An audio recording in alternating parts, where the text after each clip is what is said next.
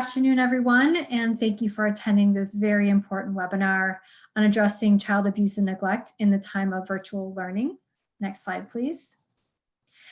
My name is Jennifer Vargo, and I am the director of the Office of Integrated Student Supports. And today I am very grateful to be with our colleagues here from the Department of Job and Family Services, Carrie Atkins. She's the policy manager with the Office of Children's Services Transformation, and Gina Speaks Eschler, and she's the interim assistant deputy director for the Office of Families and Children. And we also have our wonderful partners, the Ohio School Counselor Association President, Michelle Grimm. And I just want to say thank you for being here today to talk about this very important topic. Educators are students' greatest champions, and when I say educators, I mean all school personnel that interact with children on a daily basis. COVID and the pandemic has really placed all of us in very challenging situations, and our children, are most at risk and need support from caring adults. And you are the caring adults in their lives. You see them every day, whether it's hybrid or, virtually, or it's in person. And so we want to spend the time today and talk with you about what's been happening in the space of neglect and safety. And as mandated reporters, it's important that we reach out to you to help you understand what has transpired since last March, and also to talk with you about how you can potentially continue to help support families and your students throughout the rest of this school year. And again, I just want to thank you for your service and everything that you're doing each day. I can't imagine how difficult and challenging the school year has been this year. So thank you, welcome. And again, it's 4 o'clock in the afternoon, so you've just finished a day of school and you're here with us. And we have 77 participants, and that's phenomenal. So thank you again for being here today. And I am going to now kick this over to our partners at the Department of Job and Family Services. Hi, thank you, Jennifer. And again, just to reiterate what Jennifer said, our office is very appreciative, and we are so glad to be partnering with ODE.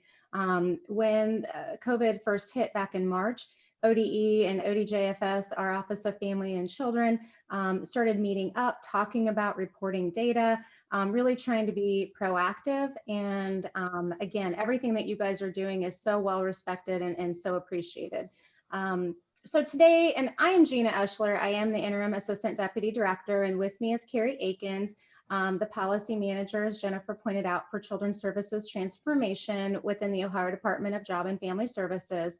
And today we're going to talk with you just about the basics of reporting. I don't want to make this a mandated reporter training, because you guys are all very well versed in mandated reporting, but more so about what happens after the report is made, and some things, because we are working in a new world, a virtual world with either hybrid, in person, like some kind of a combination of lots of different ways that we're seeing and who is seeing children. So we're going to try and touch on some of that. So just basically high level, when a mandated reporter is required to report, as you guys know, they do not have to know it's happening. You suspect an allegation of abuse or neglect. There's not an investigation that needs to be conducted by the school. A mandated reporter just needs to make the report to their local county agency when they suspect an allegation of abuse or neglect. When that report is made, the agency will take that information, enter it into SACWIS, which is the state database for child abuse and neglect reporting, and a decision will be made within 24 hours. One thing that Carrie and I do want to point out is to make sure that you request your mandated reporter letter. There are 5 pieces of information that you are allowed to have as a mandated reporter when you identify yourself as a mandated reporter. And at the conclusion of the investigation, you can know whether the county has screened an investigation or assessment in or out. You can know if it's been initiated or an investigation. If the county is continuing to investigate or assess the case, whether or not there has been a filing in juvenile court, or if criminal charges were filed in another court. I also included the link here of your Reset, Restart, Preventing Abuse and Neglect. That has a ton of information, and a lot of the things that we're going to be talking about can be found there for your reference. You can go to the next slide. Thank you. So we're going to talk a little bit about what has changed back March, April, and May through the summer, and then where we currently sit as far as reporting data.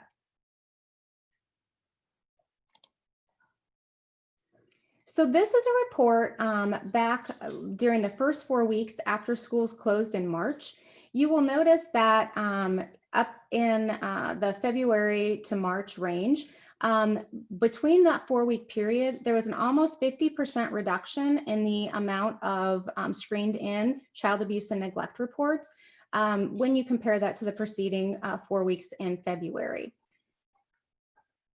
Where we are now, we'll go to the next slide.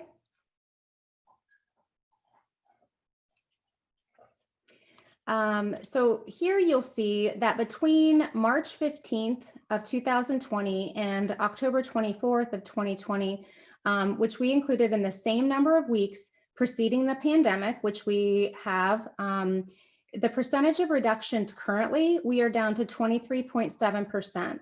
So that's very significant.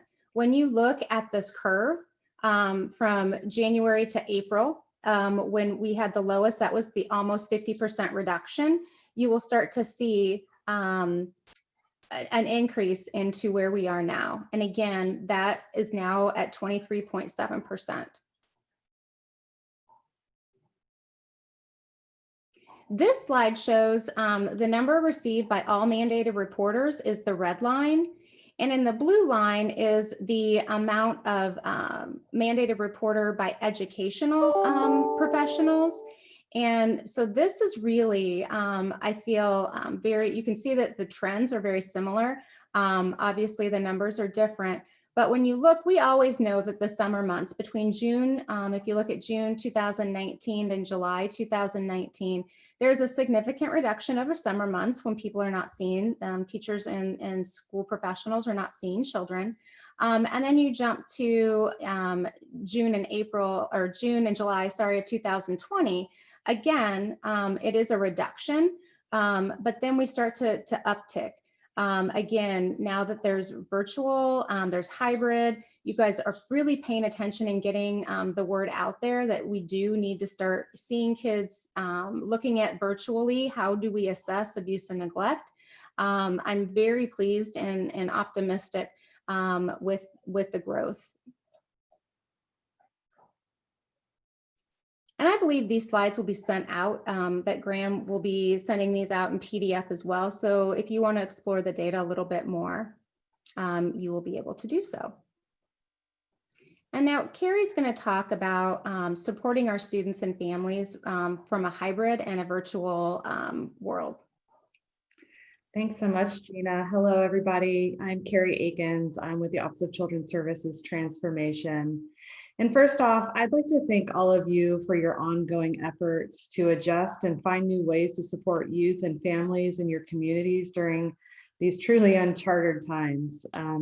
Gina and I recognize that all of you are doing this work while being impacted both professionally and personally.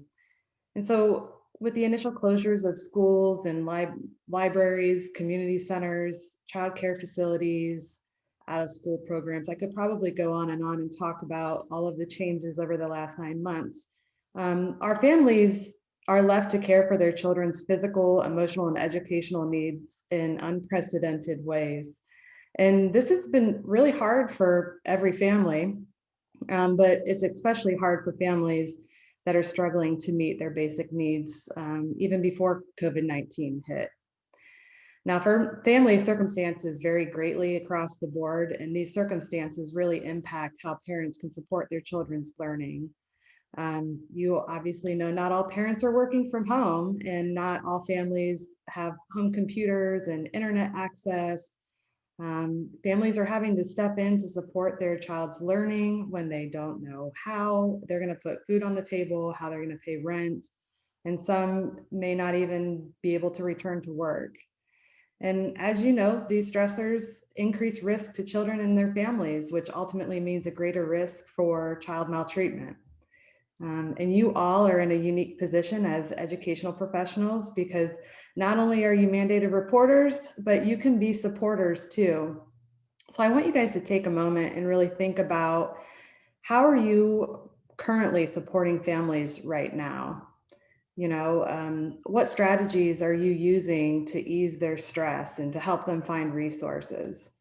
I would actually like to spend an entire hour talking about this, but we don't have time for that today. It's a very important topic, but what you could do, I don't know if you guys have access to type in the chat box, but if you want to share the strategies that you use in the chat box, I encourage you to do that. Share with your colleagues what you're doing right now, because during these extraordinary and uncertain times, especially with the continued rise in cases, we really have to pay attention to the needs and stressors of your students and their caregivers. You can switch the slide.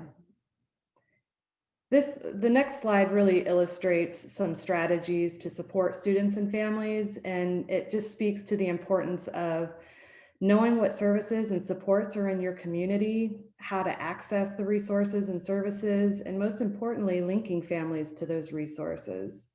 So, when I think of this, I think of, your community may have some local nonprofit organizations that work with children and families, or there's also the faith community who might have certain missions that serve children and families, such as a free children's clothing ministry. So it's really about knowing what is out there in your community, how to access it. Are there eligibility requirements? Does the family need an assessment or a screening prior to accessing the services? Those sort of things. I'll say that all of these things are extremely important, but I feel that the first step to supporting families is really about building relationships with them. And in a little bit, Gina is going to share some example questions that do just that. That's building relationships, and it's actually not as hard as what you would imagine. But I encourage you all to continue to be vigilant and support all families. But if you can prioritize your efforts for families, do it for those who have the least social capital, those who might have the most to lose during this time.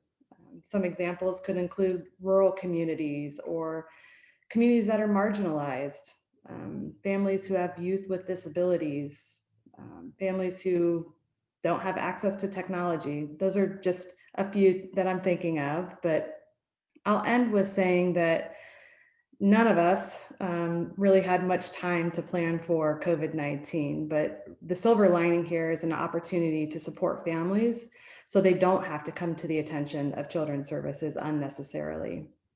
And with that, I am actually going to hand it over to, I believe Michelle is going to talk about a day in the life of a student. Yes, I am. Thank you so much. And, I just wanted to echo what Gina said, thank you, ODJFS and ODE for your partnership with OSCA. I know, in the spring we had some a lot of collaboration, okay, what's going on? How are we going to do this? How are we reporting? So I appreciate all the work you guys have done, and obviously our friends at Department of Education have just been amazing with both of our organizations throughout this. So yeah, and Carrie, to just kind of pick up with the relationships, that I think has been huge, because I think folks and families are just wanting some conversations and to build some relationships to help them out with this, even if it's just somebody to listen to, like the coffee with the counselors that I'm seeing in the chat. That's building the relationship. That's amazing, guys, and that's going to help probably more than we even know. But, you know, walking like a day in the student's life. So we have to think about like all of the adults, all of the, you know, potential mandated reporters or the eyes or, you know, mandated supporters, the eyes that are on all of our kids. So, you know, they wake up in the morning in a day where they're getting up and coming to school. You know, someone's waking them up or they're waking themselves up, and, you know, they're interacting with somebody there at home or not, or, you know, or then they get out and they're going to the bus, or they're hopping in the car and going with their friends to go to school. So you have the bus driver, you have the other friends, their peers with their eyes on them and so forth. When they're getting up in either a day that they're off or, you know, total remote learning, that interaction's gone. They're not seeing the bus driver. They're not seeing their friends at the bus stop. They're not hopping in the car with the carpool. You know, and then after that, you're entering school, and, you know, when the buses pull up, there's always a teacher on duty, you know, the dreaded bus duty out front. So there's always an adult there doing bus duty. And typically, as you walk into the school, there's another couple of teachers monitoring the hallways. You know, maybe a student goes in to get some breakfast. They're interacting with the cafeteria workers, you know. You probably have the custodians that are finishing some things up and doing some things during the day in the hallways. You know, when we're on remote learning, they're not seeing those, you know, bus monitors. They're not seeing the cafeteria workers or the friends in the cafeteria. You know, then they get up and, you know, you go to class, and obviously you have your peers, you have your teachers. Again, you know, you're going to lunch, you're interacting with a lot of cafeteria staff. And again, more classes, more teachers, more interaction.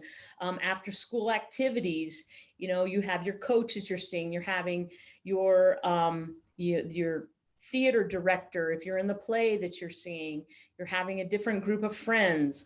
And then, you know, after school, hanging out with friends and going home, such as, again, in the car, the bus, a carpool, you know, and then, you know, you go home and you eat dinner, you do homework, and you go to bed, and there's that consistent routine. So when we look at that day in the life of a student that's coming to school every day, the dozens of eyes that are on that child and that sees the consistency every day, you know, and it's easy when they're in school every day for someone to notice, you know, they have their head down today, or, you know, something just seems off, or I haven't seen Johnny walk into the building, you know, for the last 6 days in a row. So when you remove that daily interaction, we have to think of some creative ways. How do we notice some certain things maybe going on at home? If they're at home doing their work remotely, keep an eye on the surroundings. You know, it's hard to see what's going on in the house. And a lot of times, I shouldn't say a lot of times, but sometimes kids aren't putting their video on. And I think somebody mentioned that in the chat. If they're not putting their video on, what's going on? What do they not want you to see? Or some kids have told me, you know what, I don't put a video on because I'm embarrassed for anybody to see where I'm at. So when we look at the day in the life of a student, as opposed to in person and remote, they look very, very differently. And the opportunities for eyes on a student is, you know, way less. And like I said, I kind of combine these two here, the virtual and the hybrid, but you know, when we're going in day to day, face to face, you have so many opportunities of people seeing them. But again, you get up in the hybrid. I mean, you look at this list here, it's so much shorter with the interaction than the previous one. You know, they wake up, log on and go to class, they have lunch, they log back in, do your schoolwork, eat dinner, do your homework, and go to bed.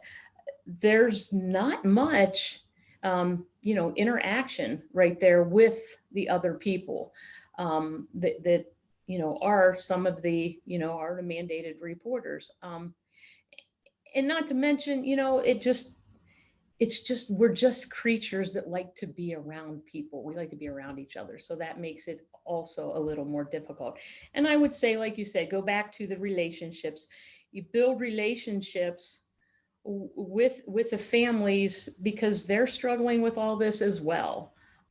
People's tempers are probably short and so forth. So again, back to what Carrie said with the relationships and having the connections with the kids is kind of a big key. I think that was the last slide that I had. So I think I'm turning it back over to you guys. Thank you. Thank you. Yes, so we are going to talk just a little bit, again, expanding on those relationships, some things that should be assessed. And when you're looking at, looking at a family stress level, their coping strategies, we're going to go through a couple of lists of questions that you can ask. But a lot of it is looking for those red flags. If all of a sudden, I think Michelle mentioned, the students not turning their video on, and maybe they had previously, that's a red flag that maybe you want to explore and ask some additional follow-up questions. And some really are concerned about their living environment, that, maybe a second or third grader doesn't have a lot of control over, some of the things in their home, and they are embarrassed. So those are just some things to look for. Or if their video is on and, there's hazards that can be identified, those would be some red flags that you would also want to make note and potentially call up the Public Children's Services Agency. One thing that I think we also need to look at is a lot of times children are being cared for by people other than their parents. And perhaps their relatives or their grandparents may not be as savvy technology wise. And so there is some connectivity issues. There's just some technological gaps that may need to be addressed and additional support provided. Video chatting, being able to link in, like I feel like I'm fairly savvy enough to get through most meetings, but I had trouble logging into the Zoom meeting and was thinking I was going to be late. So just making sure that a lot of instruction is provided and maybe even some IT support. I think looking at how you can engage, how you can assess, and teachers know their children better than anybody. They spend more time either virtually, but in class. Oftentimes their awake hours are spent more so with their educators than even their own parents or caregivers. And so our teachers do know the children. And so just helping them be mindful of unusual body language. If, they walk in and mom's boyfriend or somebody else, makes them kind of hover, just things to take note of. Not all of those are allegations by any means, but it's something just to be able to identify maybe later on when you're reading or the teachers are reading journals. Just being aware and thoughtful, getting to know the kids. And then when you do have suspicious injuries or some of those red flags, you're like, oh, that makes sense. I should probably report. We did put here the state hotline. Obviously, your county, you can call your local children's services agency. That's what we would recommend.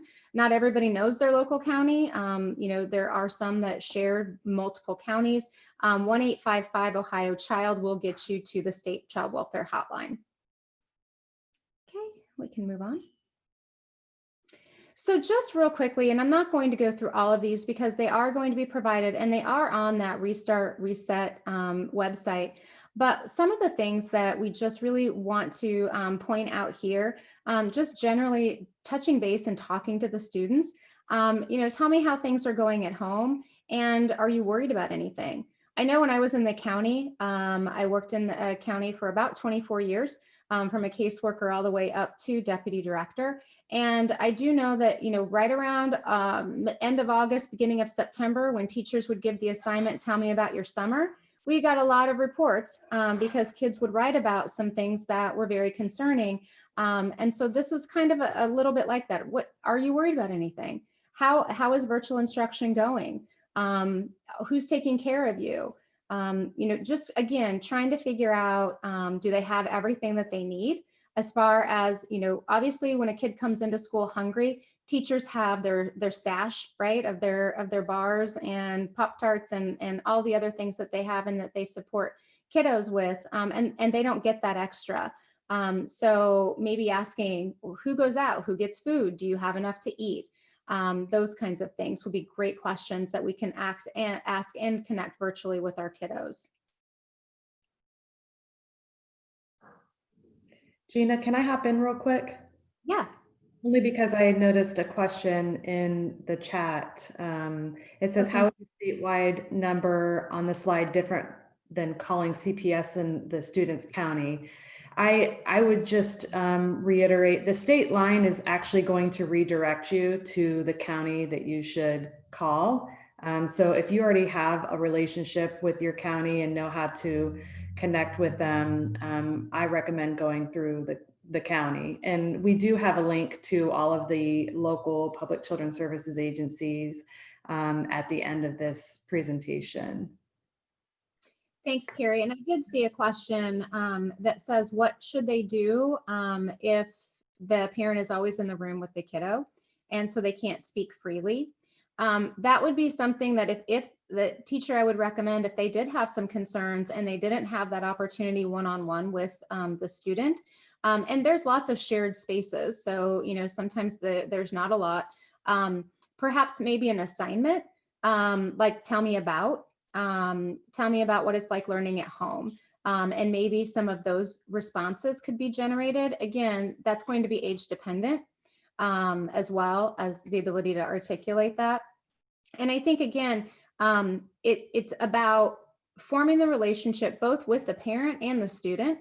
If there's an opportunity to engage the parent, that would be great. We're going to talk a little bit here about things to ask the parent.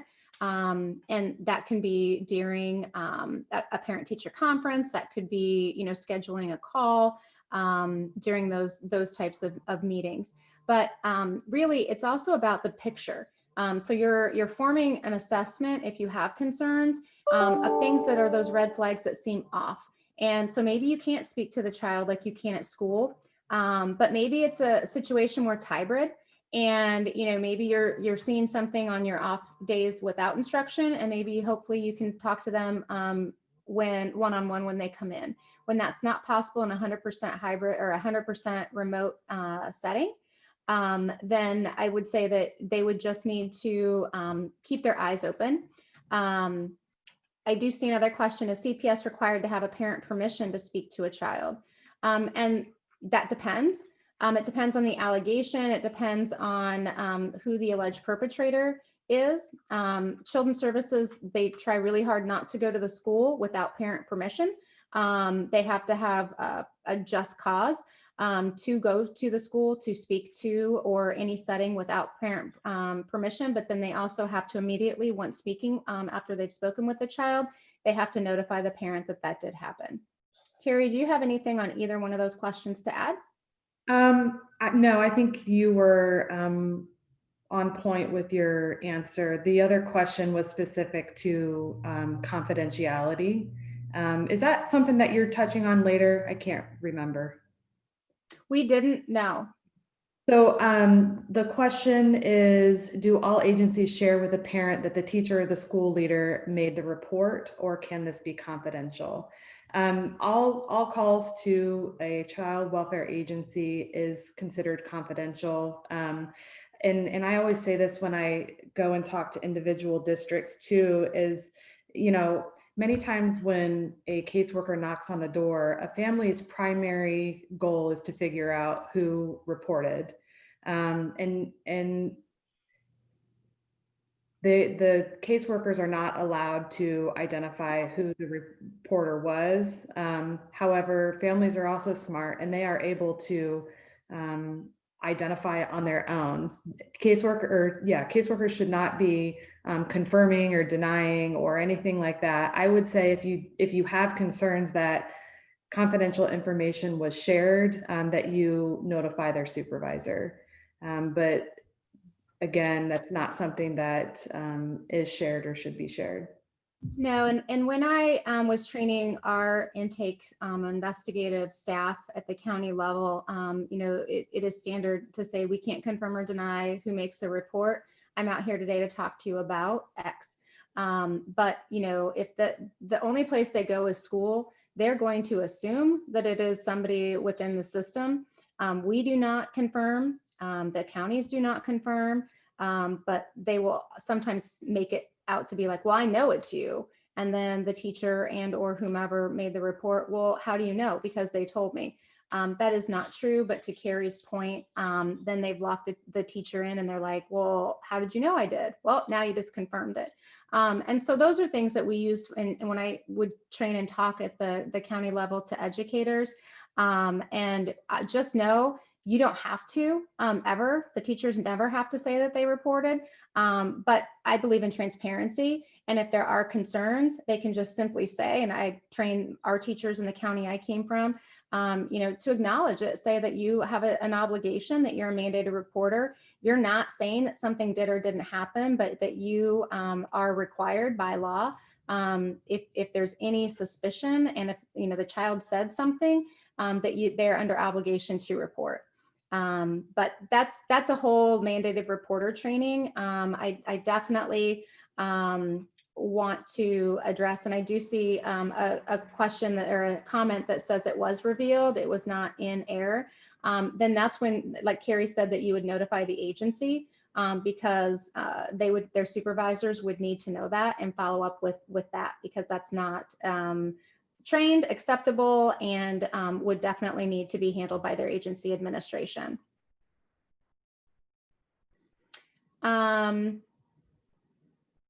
Let's see. So in talking with caregivers, I know one of the questions that came up was, is now a good time to talk? Because maybe there's somebody in the home that the other adult or the caregiver doesn't want to speak in front of, or to be cognizant of their work schedule, since so many people are working from home, and just to touch base with them. I know that mental health has provided a lot of information, I think, to the schools with the increase in depression and just being locked up. And not, as the weather gets colder and people are going to be at home more. So just being able to offer support, be able to offer resources. Again, it's about that relationship and getting to know, so that when something is off in the home, that if they're connected virtually, they might be able to pick up on it.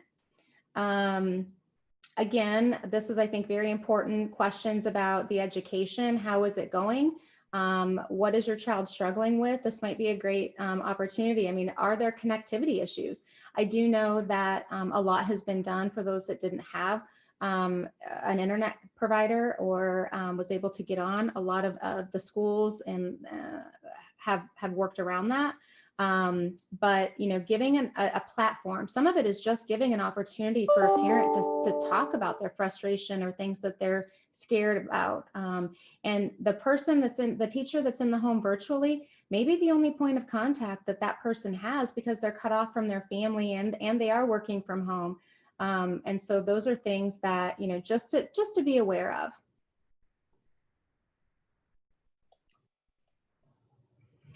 Just a few other things to talk about, as far as example, food, clothing, housing. Have there been any issues? Do they need support? Who can they call if something is identified? And maybe they become that support person, or even inadvertently, the parent, they hear a conversation in the background, or a teacher or the caregiver does say that they need something. Identifying a supportive family member, identifying a neighbor, somebody that can help them. Again, it's about making connections. It's about the relationship from the school to the child and the caregiver, but also about broadening that, making it about a community. Who in the community. It doesn't have to be the person, the teacher, doesn't have to be the school, it doesn't have to be children's services, but is there a way that we can assist anybody who has contact with this family, anybody who has contact with these kiddos, really bridging that and making those connections, that, maybe it's somebody that they trust that they would rather speak to. Let's see. and talking about activities and looking at some fun things. I don't know if you guys are familiar with the Ohio Children's Trust Fund website, but they do have activities on their website for families of all ages. And so that is something that I would encourage you guys as guidance counselors to access, because like I said, there are a lot. It's through the Ohio Child Welfare Trust or Ohio Child Trust Fund. I will send the link with Graham, and he can send it out with the notes.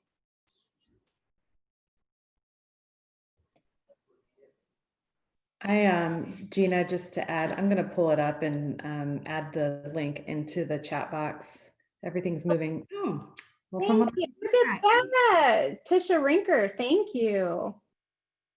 And there is a link under there. I don't know if it's under the COVID specific link, but they had lots of tips on engagement. It's very helpful. So things to think about before making a referral. Have you addressed the concerns with the family? I think, looking at, when you have an opportunity, so whether it be a virtual IEP meeting, a virtual 504, a parent-teacher conference, any sort of communication, are you seizing and taking opportunity to address some of the concerns?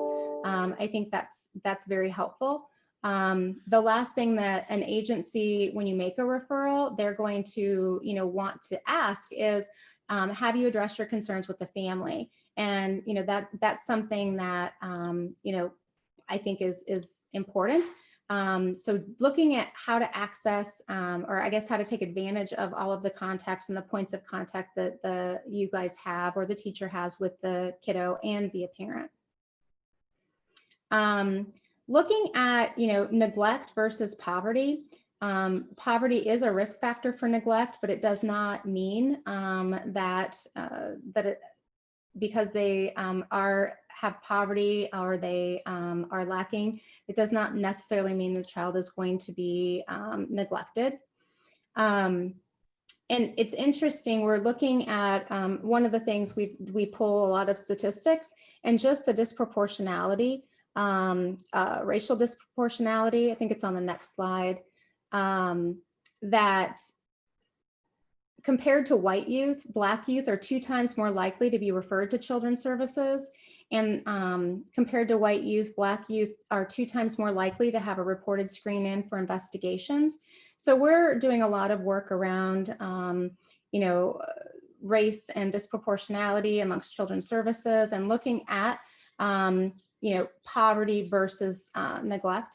And so, Carrie, I know, I don't know if you have anything else to add here. Yeah, I think it's, I'm glad that you shared that, because it is an area of focus for us, just to really dig in to get a better understanding of, all of the factors that play into that. I feel like there is a question in the chat that is specific to this topic, and it's regarding educational neglect. It says, with everything going on now due to COVID, family stressors, at what point should we report educational neglect? What if the student flat out refuses to work and the parent stops caring? Is this neglect, or is this an unruly juvenile? Will educational neglect be investigated as we follow the truancy process? And yes, it does make sense. Your question is a wonderful question, and one that I think we were hoping to have a little bit of discussion about. This is an area that we're really paying close attention to, just because, obviously things have changed. And I thought, my own experience, I have kiddos in school, and I'm trying to understand the hours and how that correlates to days and all of those different things. But specific to educational neglect, I know that there are some counties who are making a concerted effort to ask questions differently to understand the reason why a child might be missing hours or not logging in, or missing a lot of time. And so it's really, again, kind of what Gina was saying, weeding out, are they not logging in because they don't have access to the internet? Are they, not logging, did I say log out? I meant log in. Are they not signing on because of other reasons that aren't necessarily neglect, but it's attached back to resources that families do or don't have. So I know that some counties are asking some specific questions to really get at that. Obviously, we always encourage folks, if you suspect that the reason a child is not attending is because of the neglect of a parent, I would always report that. I don't know if there's anything that you want to add, Gina, to that. Yes, thanks. That is a fantastic question. And I think it is uncharted for sure. But the biggest thing is, has the school followed their truancy policy? Because educational neglect, as by definition, has not changed. And so the school still has to make sure that they have gone through all of the steps that they would typically would do. And that would be, some schools have truancy officers. So that's still something that the school district's going to have to explore, just like they would, because again, it does not change the definition of educational neglect, but how it is looked at is very different, because you're talking about hours logged in versus hours face-to-face contact. That is still the same. So if they have not logged in for 8 days, and it's the same as missing 8 consecutive school days, but the difference is it still has to be handled by the school policy. So it can't just be they didn't log in and that's an allegation of educational neglect. Children's Services would not screen that case in just based on that, because the proper protocol and the steps for preventing or attempting to prevent or mitigate truancy was not taken by the school. So that's what's going to look different too. But the hours and all of that still stays the same for juvenile court. It still stays the same for the definition of educational neglect. And so, but the school districts, I know many districts have changed, because like if you had a truancy officer, does that officer still go to the school? The district in which I live, that answer is yes. I've talked with our school personnel extensively about that, but I know not every school district even has a truancy officer. So again, it is taking your current policies and revising them given the condition, and then partnering with your PCSA. And that we're going to talk about that.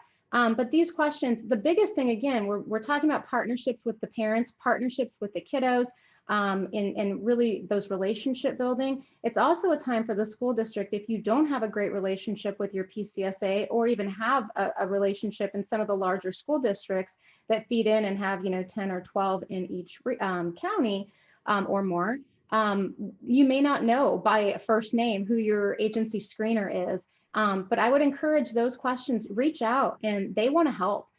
They should be able to ask, look, so I have Johnny and he hasn't logged in for 4 days. We don't have a truancy officer. I've tried mom. I've sent 3 letters. I've sent 2 emails.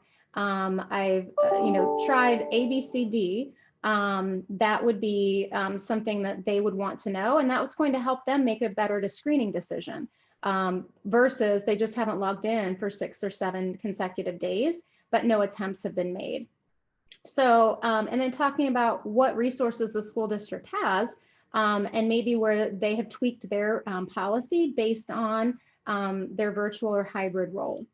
And so those are things, again, it's about those relationships. It's about reaching out and having those questions answered, and just having the dialogue. I will say, from the county perspective, I had a lot of interaction with the directors early on, fearful that their numbers were going to skyrocket, because every time a child didn't log in, they would be contacted, and we assured them we have a relationship with ODE. That is not happening. They have to follow their process. And we said, reach out to your school district, get with the principal and the guidance council. The guidance counselors have the ear to the ground. They know everything, right? You guys are the ones that you make the referrals. You have the educational well-being, the environmental well-being, all of those things with these students. And so we encourage them to reach out as well when they had questions. Again, stressing that partnership and that relationship. And I know many of you have great relationships with your local PCSAs, and some probably don't even know, have a point of contact. And we know that it varies across the board. And so it really is about establishing that relationship. And if you guys ever want, feel free to contact myself. I'm going to put Carrie's name out there. If you need a point of contact, or if you'd like to start those conversations, or maybe you don't have a great relationship, we can work with you in any way to do that. PCSA is the Public Children's Services Agency. So I generalize instead of saying, or it's the county. So thank you for calling me out on my acronym. If you want to jump to the next slide. So again, just making sure when you're reporting that you have the name of the child, any siblings, the address, what you're concerned about and why you're concerned about it, the date that the child either told you or what led you to believe. Those are all really important things when you make the report. But they are going to ask you, and this is where I was going to get into, what have you done at the school level? Have you followed your truancy policy if it's about educational neglect? Did you see the marks? Did the child tell you what the marks were from? So they're going to ask a lot of questions, and a lot of that is to inform a better screening decision. And some of it, it's okay to say you don't know. They don't expect you to know everything. One of the questions frequently is, are there guns in the home? How are you supposed to know? But if they've said that with law enforcement, they may want, or maybe a child did tell you and so they're going to ask questions, and it really is about just trying to make a better screening decision, getting as much information as they can so that when they send a worker out into the field or to make contact, that worker's armed with as much information to keep them safe and to protect the kid as much as possible. We did talk about racial disproportionality, and I did put a link in here that I don't know if you guys have taken or aware of it, but it's implicit bias. And it is a phenomenal website, and I encourage you all as being involved with our kids to take it. And it has a lot of really good resources. Carrie, I don't know if there's anything you want to add there or experience that you have. No, I think that I'm glad that you put that link in there. It is a great website, and I also encourage all of you to take a peek at it. And I was looking over at the chat. It looks like school counselors meet often with CPS agencies just to go over concerns and ask questions, which I love. I mean, I'm a huge proponent of that relationship. I also was in the county for 18 years, and we had an amazing program that we called CPS Champions, where we met monthly with select districts. They had to request it, but just really educating each other, me learning from them and them learning from us as it relates to why and how we make the decisions that we make. Sometimes it's talking about specific cases. So I agree with you, Gina. If there's anybody who wants a better connection with their local children's services agency, just reach out to us and we can at least start those conversations. And also to add to what you were saying, and acknowledge that many times it's not a great thing to have to call children's services. Many times I've heard that people feel like they're just getting drilled with questions, and it's really frustrating, which I can understand because I've been on that end making referrals as well. And you're like, oh my gosh, there's so many questions. It is on purpose, because many times these caseworkers are going out cold knocking and not even knowing what they're walking into. And it can be very dangerous at times. So just wanted to reiterate that. Thank you. No, great points, Carrie. And it really is, about getting as much information as possible. And the other thing is, you don't know that maybe somebody else, a neighbor called in, 20 minutes before or a day before, and maybe it wasn't enough to open a case, but your report was. And so they're asking questions with intention, because they're like, well, here because our SACWA system does show previous reports. So it may be that they are taking an opportunity to have additional questions to see if you do know them. And, so it could be something like because sometimes it does take multiple calls to build a case to be able to open. If it's not a clear-cut allegation, it could be that it takes some time. And that's why it's so important when there is an allegation to make that report and to call and get it into the system. I also want to add too, I've had questions as to how many referrals does it take to get it to open. There isn't a magical number. That's why I always encourage people to, if you're not sure, then pick up the phone and make that call, because like Gina said, pieces of information start developing a picture of what's possibly going on. It looks like there's a question. What about when abuse and neglect occurs on camera, especially in the context of other students that may also witness the event? Gina, I'll let you answer that one. Well, thank you, Carrie. You're welcome. No, that's a great question. So the best thing to do when a video emerges, it really should be if there's a school resource officer, because there is a chain of evidence that needs to occur with electronic devices. Other times, when the phones or whatnot get confiscated from the school, okay, as in record video of the class session.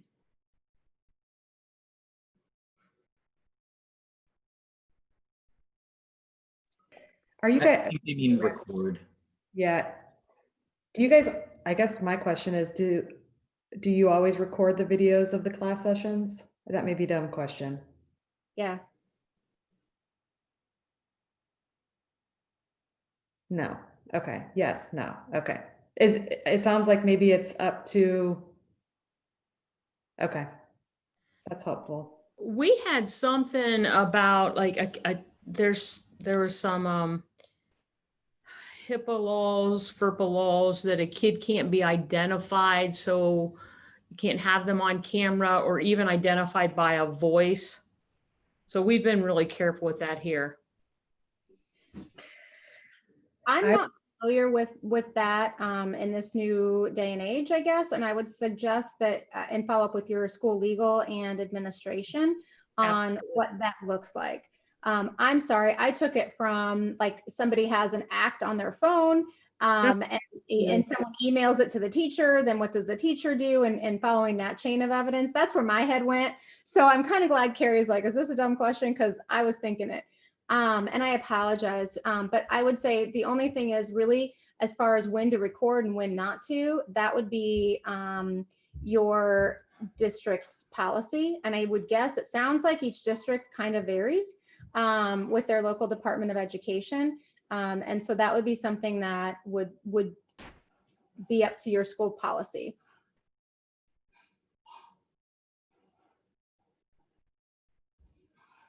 Okay, I think we can go to the next one.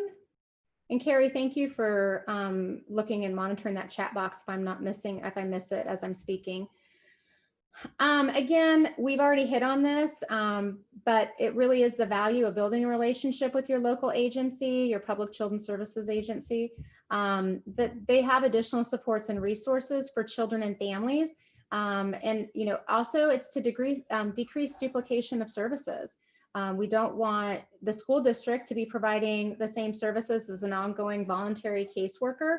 And so to maximize that, making those linkages and having those conversations.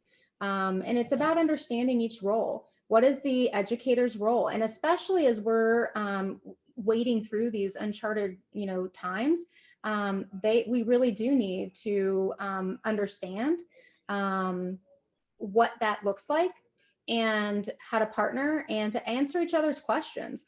Just like I said, I don't know, that's new to me. I didn't have to deal with that at the county level. I'm fascinated by it, whether the recordings and the video. And so that would be something that I would really want to talk to my legal and to my children's services agency about. A coordinated approach in supporting families. Again, we kind of hit on that. There's another question in here, Gina. It says, can you give some examples of verbal abuse that would require reporting? Carrie, do you want to take this question and then I can add to it? This one's, I will say that mental injury or verbal abuse is the hardest to prove and the hardest to screen in. And I know, Carrie, your experience is front end screening. And so I'll let you take this one and I'll jump in. Yeah, no, I mean, you're exactly right. It is very difficult. Anything, if you're able to share what exactly is being said and how it's impacting the child. Not that you guys are able to do this, but even just having a report where somebody's telling you the words and the things that they're saying to kids, it's a lot different if you actually have a recording of it, right? And I'm not telling anybody to record anything. We've already kind of talked about that, but it is difficult. But just knowing what exactly is being said, how they're saying it, what is their intent behind it? Is it to be harmful, and how it's impacting the child? So, for example, if we get a referral and we're hearing information from a school, maybe they're saying this child has threatened to harm themselves because of what is being said at home. That is absolutely something that you should report if you're showing some, any kind of impact to the child. Exactly right. I was going to say it's about the impact that those statements have on the child, and it can be built over a period of time. And so, if you have somebody in the home saying you're just like, you're no good, bleep and bleep and bleep, bleep, bleep, mom or dad, and then the child is cutting, self-harming, threatening to harm themselves as a result, those are all things that could be examples of screen in. And those, I say, could be examples because each county does have, while they're screening guidelines that the state has, each of that each county has a little bit different threshold especially with mental injury or emotional abuse. Can I hop in here real quick, only because I know we're at the top of the hour, but I did receive a private message from someone asking if they were going to get a certificate for today. I don't know the answer to that. I don't know if Michelle would be able to answer that, or Graham. Graham, I think we could provide something, and I'm not mistaken. I'm not entirely sure. We can definitely get back to you on that. If you are interested in that, if you could just shoot me a quick email. I believe my email was included in the Ed Connection article and the Gov delivery that went out. Feel free to shoot me an email, and if we are able to provide something, I'll be able to get in touch with you on that. Thanks. And I have one slide left, and it was just basically to give you the list, and the links are embedded in this presentation. And this is your local county agencies, and then also the county directory. And, if again, about the partnerships and building, I would definitely say, especially with the mental injury, if you have concerns or you have a student that you're concerned about, obviously if enough to ask those questions, I encourage you to reach out to the county and talk through what their threshold is and how you can best provide information to them. And I know it is frustrating when school and teachers and counselors call and the agency screens something out. But again, sometimes it does take some time to build a case, or maybe the case is already open and your report didn't generate the investigation. That information can still be addressed in the assessment. So that end my session. I could talk forever. I live up to my last name of speaks. I should have warned you guys. But Carrie, I don't know if you have anything else to say. I think the only other thing I wanted to say, because there was a question about a student that writes in the chat that they want to die, I feel like this goes back to first and foremost checking in with the parents to understand, are they even aware that this is how the child is feeling? Are they taking it seriously? Do they feel like they need to, have an assessment done? So I think it goes back to making sure that you're at least connecting with the parent. And if you're feeling like they're not reacting appropriately or following through, I definitely pick up that phone, because sometimes parents aren't aware. And Carrie, we've had teachers in that situation, and they've come down to work with the school counselor, and we're able to make those conversations or make those phone calls either together, or we can do that. And I'll tell you, of the time, the parents are extremely appreciative, and just, building that relationship and having, the right approach with that. But yeah, please utilize us. And I want to say thank you from the Ohio School Counselor Association to ODJFS and ODE, and you guys are amazing. So appreciative. And I want to make sure we do have one more resource. And oh, Jennifer, you're about to share that. So I will go ahead and let you do that. Yes, first I want to thank our partners, Gina, Carrie, and Michelle. You did a phenomenal job today, providing a lot of great information, answering very detailed and specific questions. And I know that the participants greatly appreciate your time and your knowledge and expertise. So thank you so much for providing this webinar with us. And I want to also thank the participants who have joined us for being here today. This is a resource that actually was put together with the Ohio Department of Education and the Ohio Department of Job and Family Services.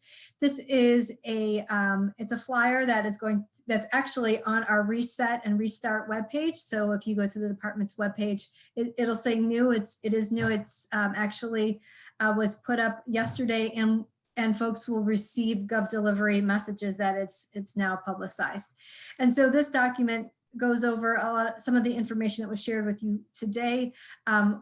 One being that you are the champions for Ohio's children and families. And so, we just appreciate and need your help in making sure that our children are safe. And that's secondly, in that being champions for Ohio's children and families, it's not just about the reporting of abuse and neglect. It's really about supporting families and, noticing signs when families are struggling or students are struggling, and then helping them get the resources that they need to be successful so that we can actually prevent child abuse and neglect in some instances. So this is on the Ohio Department of Education's website. And again, this is recorded. Graham, do you know where this is going to be shared? I do not know where exactly the best place would be. I know that there's not a specific a web page for that one-pager document. I was going to say it'd be a great thing to pair with that, but I think you and I can touch base after this. And if folks are interested, we can definitely, the search function on the department's website works really well, and I can also put a little bit of information in the next Ed Connection. It won't be this Mondays, but the following Mondays, I can share a link to a recording there in that Ed Connection. So keep an eye there.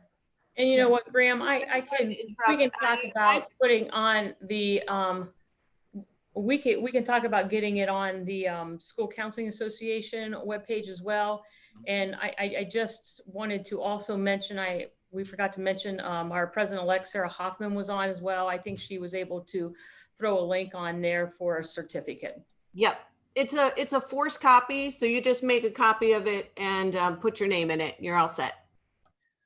So for those that emailed me, I'll send that link via that. That will be, based on School Counselor Association, not us. And I did want to mention that, and Gina and Carrie, you can speak to this probably better than I can, but this definitely doesn't, I know that folks do have to complete a mandated reporter training. This would not qualify as that. That's got a lot more detail and a lot more information that goes into it that wasn't included here, but yeah. Yep, that's exactly right. And appreciate you for mentioning that. Okay, well, thank you everybody so much. We appreciate it and hope this was a great experience. I know I can't believe the amount of information that was shared. So thank you, Gina, Carrie, Michelle, Jennifer. Appreciate all of you so much. Thank you so much. Take care. Be safe and healthy, everyone. Have a great night. Guys. Thank you Take for care. joining us. Bye.